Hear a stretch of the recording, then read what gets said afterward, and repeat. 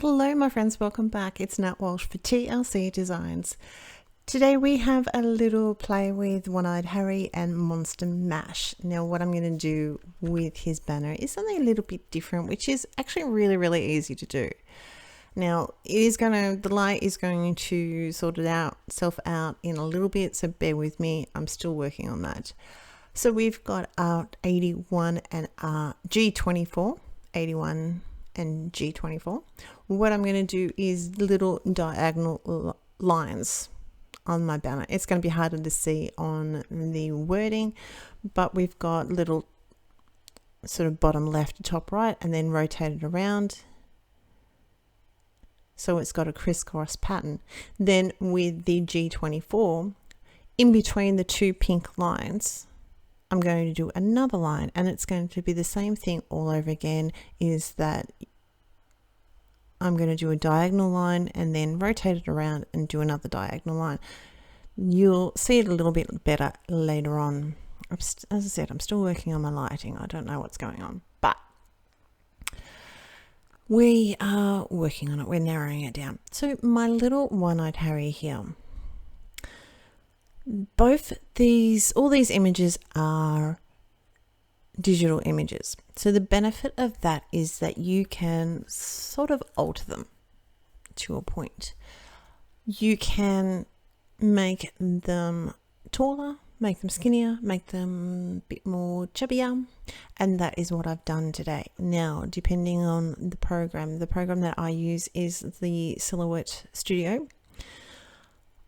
With One-Eyed Harry, I sort of got him to the size that I roughly wanted, and then when a lot of you probably already know this, but I'm just going to sort of talk to you about it in case there's people out there that don't know. When you have your image that you merge into Silhouette Studios, you will have like a box around it. You don't see the box unless you click on the image, and then you can make it smaller, make it bigger. So what you may already know is that if you click on you may know, I don't know. But if you click on the corner, on any corner, the arrow will go into a diagonal line. The little like the little mouse will go into a diagonal line. And you can shrink down the image using sort of like, it scales down the images, right? So it will all be made smaller and stay in the same scale, the same tall, is short, is skinny, whatever. It will stay the same, but it's just scaled down. But what you can do is, if you put your cursor on the top of the box, let's just say, you can elongate him or shrink him down. So he will be, if you shrink him down, he's going to be a little bit more chubbier. If you pull him up, elongate him, he's going to be a little bit more skinnier. That is what I've done with Harry. I've made him a little bit more skinnier by just pulling on the top of him, so he was a little bit taller than the other two. The other two, the one on the right, I've left him as is. I will go back to my little Harry for a second there. I was going to put Harry's little horns like alternating colours, but I totally stuffed it. I totally forgot and got carried away. Didn't stuff it, but totally forgot. Anyway, so the monster on the right hand side is scaled down. The other one, he's scaled up, but what I've also done to make him a little bit different is I've pulled on the left or the right side of, so in Harry we pulled him up, made him taller, and on this other little dude we are going to make him a little bit more rounded, a little bit more chubby, let's just say, trying to be nice.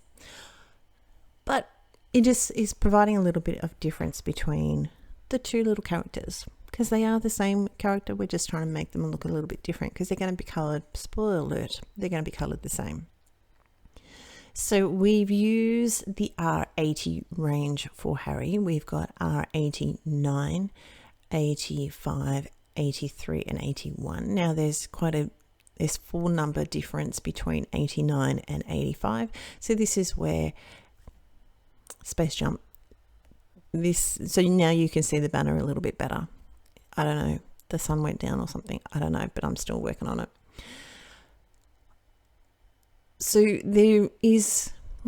So again, I did a little bit of tip-to-tip action with the R89 and R85 just to help them blend in a little bit more. His wings, we've used the lighter pink, so the R81. I've used a little bit of the C3 just at the base of his wings, flicked out with my R81, and then done the same thing with the R81. R81, and done the same thing with a C1. That's where I was trying to go, which sort of helps to blend in that pink so it's a little bit more,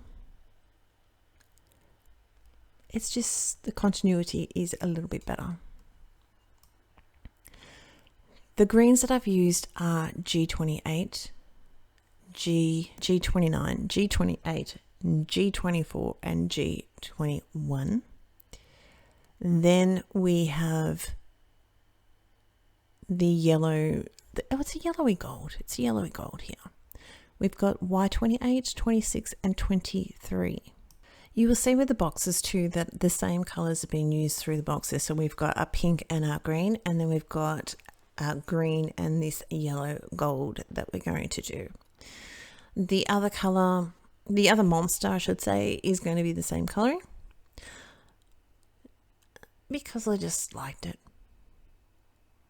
And that's what it is all about in card making, isn't it? It's what you like to do. You like to make, how you like to do things. I like to colour. Some people don't, and that is perfectly fine. But TLC Designs, we have a variety of dies and the images and lots of little sentiments. So you have quite a few different things that you can play with.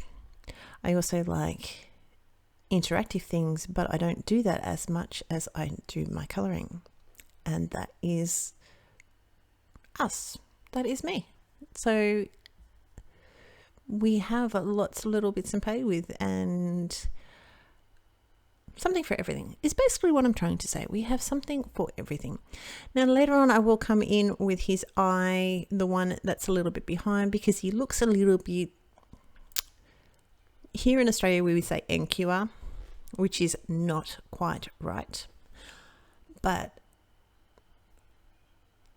he does. We need to add a little bit of his eye back in there just so we can sort of see that it is an eye. His little antennas, again, as you can see here, are going to be the same color. The next thing I'm going to do is using my cool grays for a bit of a ground, give them a little bit of a shadow underneath them. So we've got C5, C3 and C1 for our ground, and each one we're just going to blend that out a little bit. The other thing I'm going to do is put a little bit of a horizon in. Now I've been checking out about perspective. I don't know other people. I'm learning. So what I'm going to do is just put a little with a C1. I was going to start to do it by a C3, but I changed my mind. And I'm putting I'm just roughly, you can see it's not exactly straight, but that's fine. And that it's a very low horizon.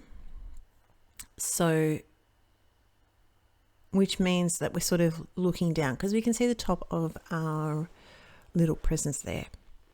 That's the theory, but I'm still learning how to teach it. I know what I do, but we're still learning.